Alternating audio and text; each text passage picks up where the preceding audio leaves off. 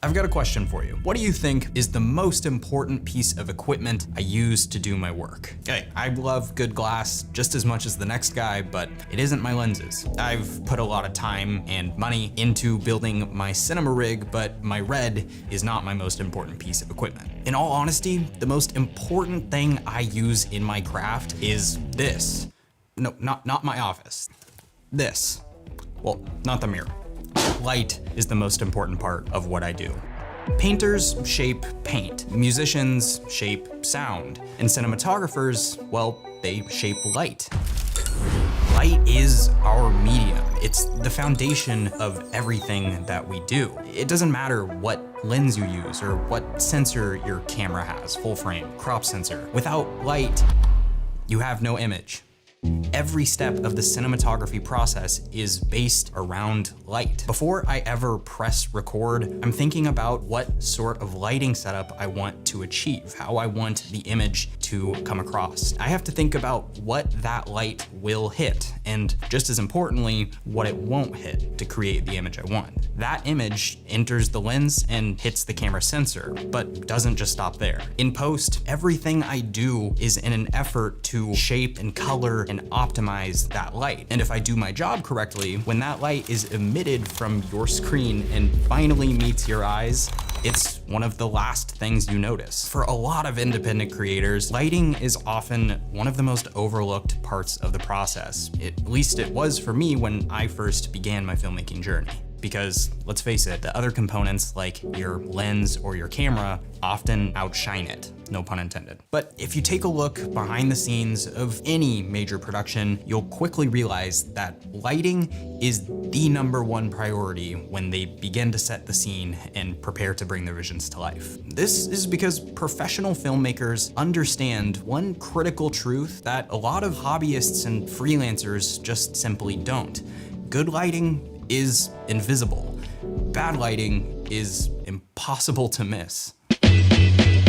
Let's break this down. Many people, when they get into filmmaking and content creation, can get overwhelmed or intimidated with the idea of using video lights. They start out with something like maybe a light panel or COB light with a big dome softbox. The moment you try and shoot up against bright, broad daylight, backlit windows, you'll realize there becomes a pretty big issue. In filmmaking, especially once you start working with clients, you're not always gonna be able to wait for the perfect time with the right ambient daylight. You either need to work with that existing lighting or overpower it. This means working with bigger and bolder lighting equipment for these challenging scenarios. I wanna take you guys along with me to practice some of these lighting setups. I wanna break down my mindset and approach to all of it and talk through some of my favorite lighting tools to utilize. The lights we're using today are some of the incredible lights from Nanlite. They sent me over their new Forza 60B Mark II, the Forza 300B Mark II, and the Forza 720B. These three lights together can do a lot, pretty much anything you could need. So I wanna walk you guys through a few creative lighting setups, starting with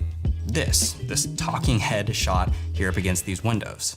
The camera we're gonna be using is my Sony FX3 with the 24-70 2.8. But I really wanna emphasize here that you do not need an expensive mirrorless or cinema camera. All of the lighting techniques and principles that I wanna share with you guys today will work with any camera. Okay. So right off the bat, as you can tell, if we expose for inside here, myself as the subject, we've got a lot of overexposure happening on the windows. What we need to do is correctly adjust our exposure for the light source that we can't control within our shot. We'll start with this circular ND filter.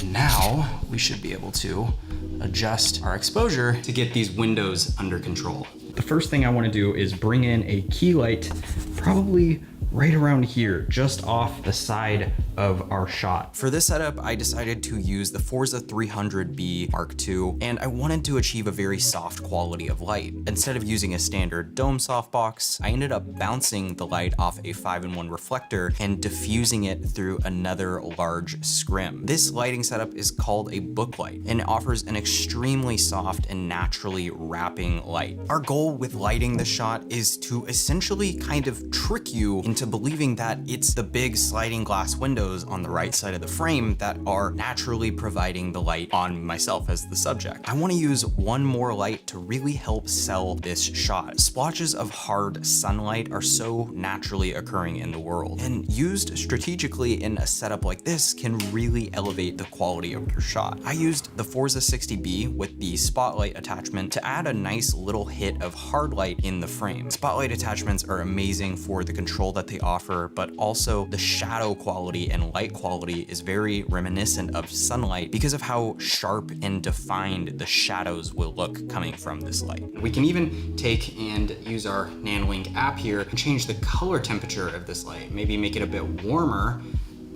Maybe that feels a little bit more believable.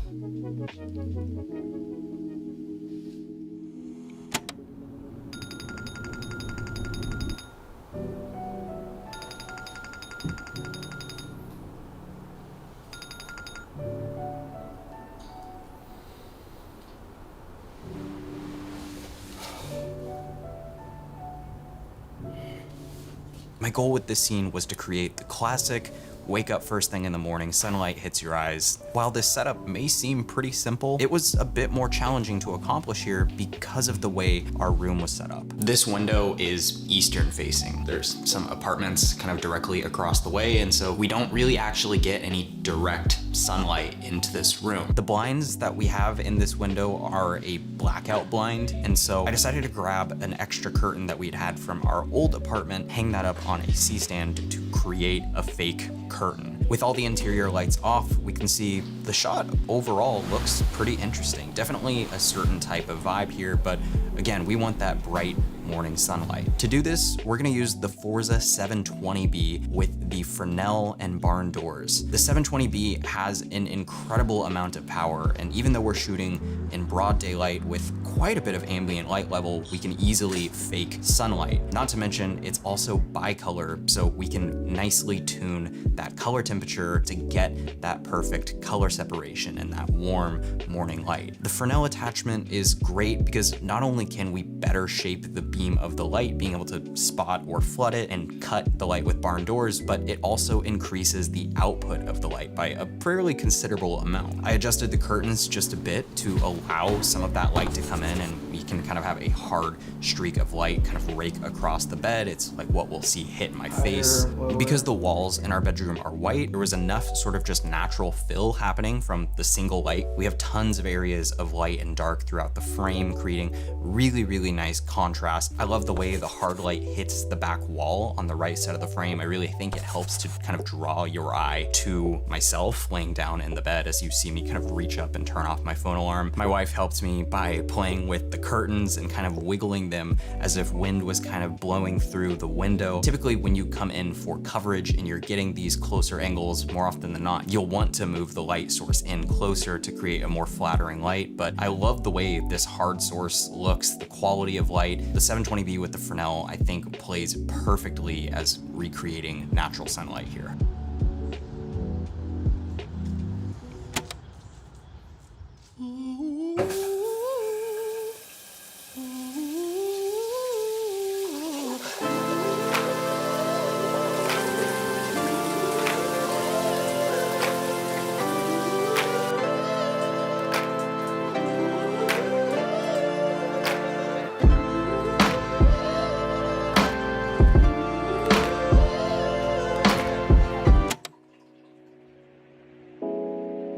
I loved the idea of like a super moody, very dark shower scene. You know, a close-up of water drops going down like skin, and then, you know, a steamy mirror bathroom portrait type of thing. I knew I wanted to do a single overhead light source for the shower, but getting a softbox or really any sort of light modifier up above the shower over the glass, kind of the way our whole bathtub is set up, tedious and difficult to say the least. So that's where the Forza 60B and the spotlight mount works so amazing, because you can throw super precise shapes of light in pretty much any area you would want. I shined the light up into the ceiling and realized there was a lot of spill happening into the ambience of the bathroom. Again, we have white walls, so I knew I needed to control that light by using a tube dress of my wife's, just dug around in the closet. She walks in and sees me gaff taping it up to the ceiling, but sometimes you just gotta use what you have and get creative. So after using this, the black material helps to stop